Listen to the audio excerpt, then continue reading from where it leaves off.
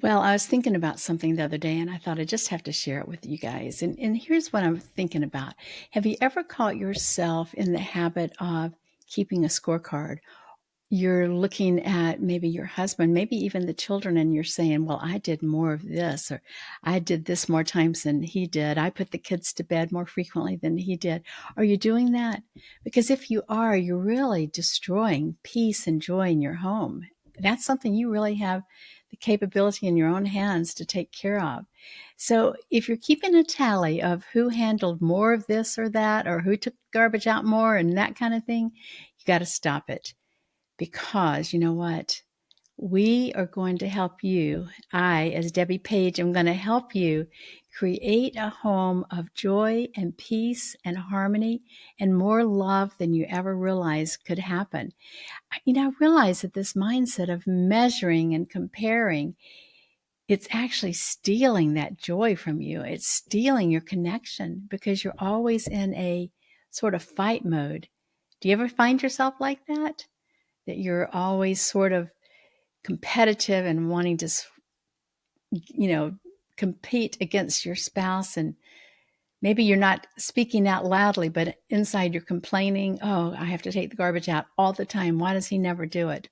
So let's think about this. We want to love without keeping score.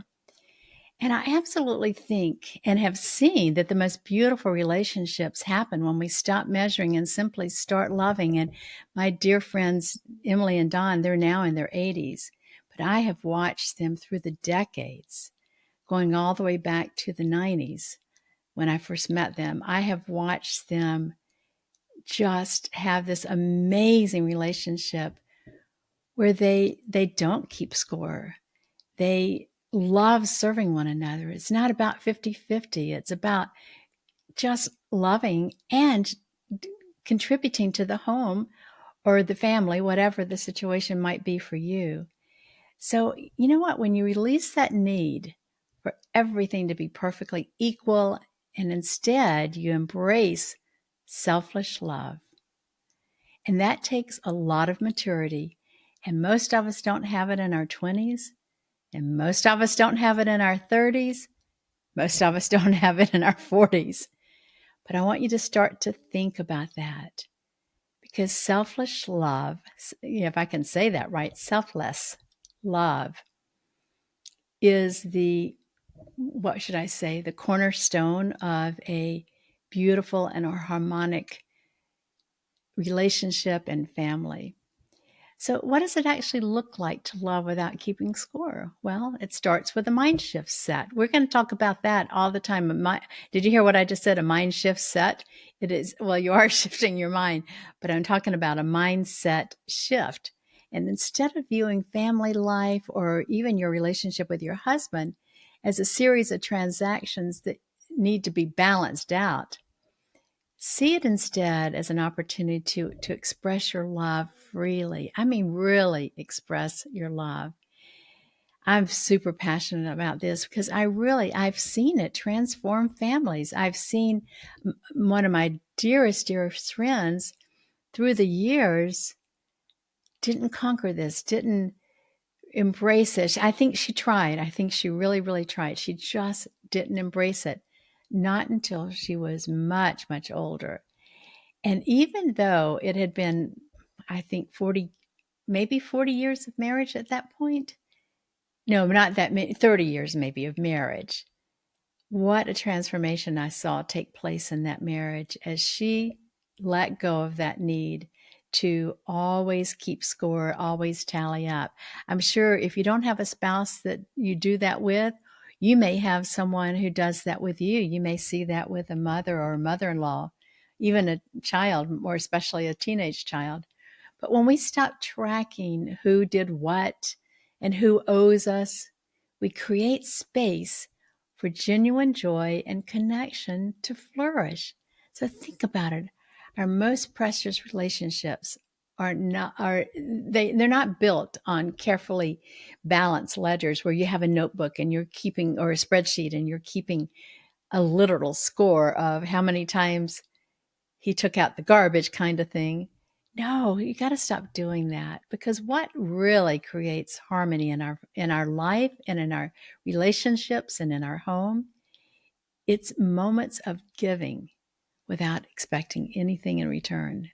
And I mean, you're sitting at the dinner table. What about a smile across the dinner table to your spouse or to your teenager or to your young child?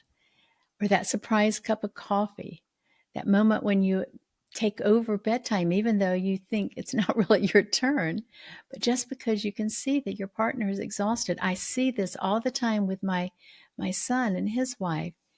She's pregnant with a fourth baby. She's super tired right now, and he never questions bedtime. He just gets the children, including the 18-month-old baby. So the three children and the baby, he gets them all ready for bed, tucks them in, and gives her those few moments of where she can just be by herself and have some, downtime.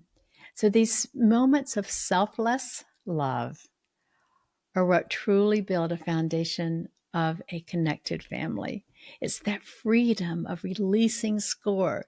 There's something so liberating about it. It's just, oh my goodness, it's so liberating.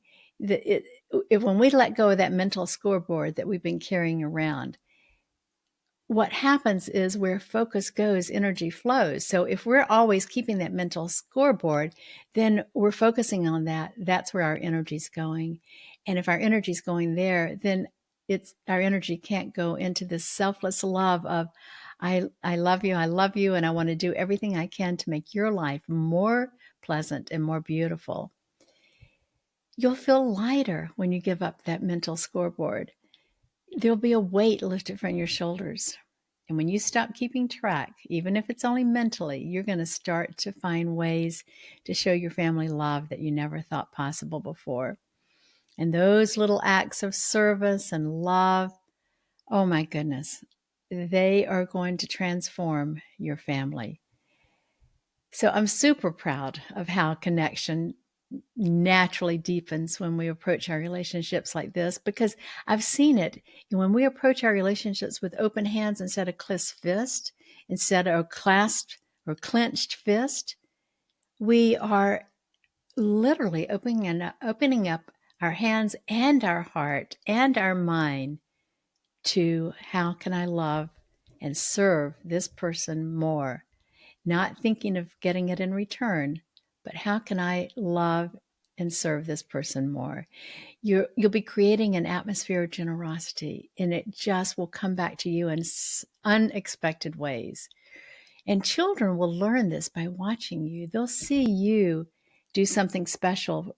And my daughter-in-law does this all the time. She does incredibly special things for her grandmother and she has two grandmothers. One she calls grandmother, one she calls Nana. And it's really beautiful. And the children are learning that. And I see the children come home from visits with them, and they sit down and they write little notes to the great grandmother. So the legacy that we create through this selfless love, it creates ripples of love that far extend our immediate family. And it shapes how our children will approach their own relationships and their adulthood. The joy in serving. There's such a special joy that comes from that. So what I really would like for you to do is to think about one way that you can stop keeping that mental scoreboard, that you can actually live this out on a day-to-day basis. How can you show love? How can you serve? How can you stop keeping score? Well, first of all, catch yourself the second you recognize that you are back into that scorekeeping. And I like to think of a football field and the big, huge scoreboard. If you are looking up there and you see you are the home player, and your spouse or your teenage child or whoever might be the visitor, are you putting scores to match how many times they've done this or that for you or for the house? No, start to put your own scores up there. And notice that when you start to focus on serving somebody and loving them selflessly, you'll just see more and more love release from you. It's really a beautiful thing.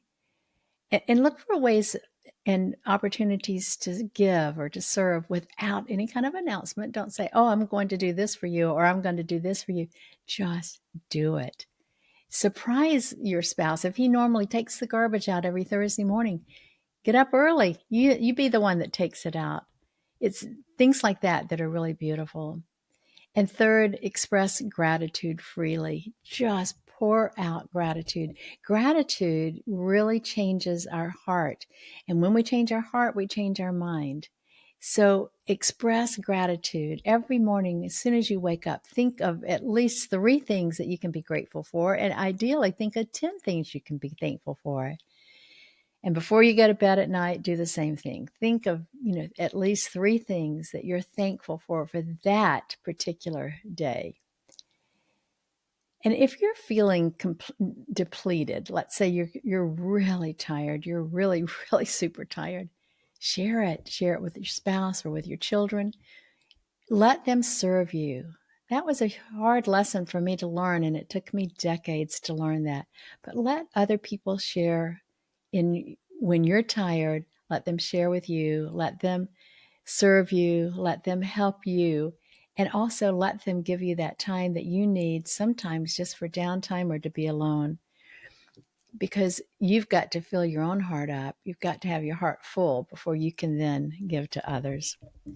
So again, beautiful mamas, when we release that mental scoreboard and embrace that selfless love, our homes transform into places of genuine joy and connection. So if you're feeling a bit frustrated with your life and the way things are coming out, I'm super passionate about my coaching, and I can help get you from overwhelm and chaos to peace and joy and harmony. Just click that link below and you'll get more information about my coaching program that I offer either one-on-one as a VIP or I offer as a group coaching. So think about what you've been doing today. If creating more joy and deeper connection in your family is something you want and something you're committed to, then connect with me. I'll get you there. All right. Have a great day. And until next time, beautiful mamas, keep shining.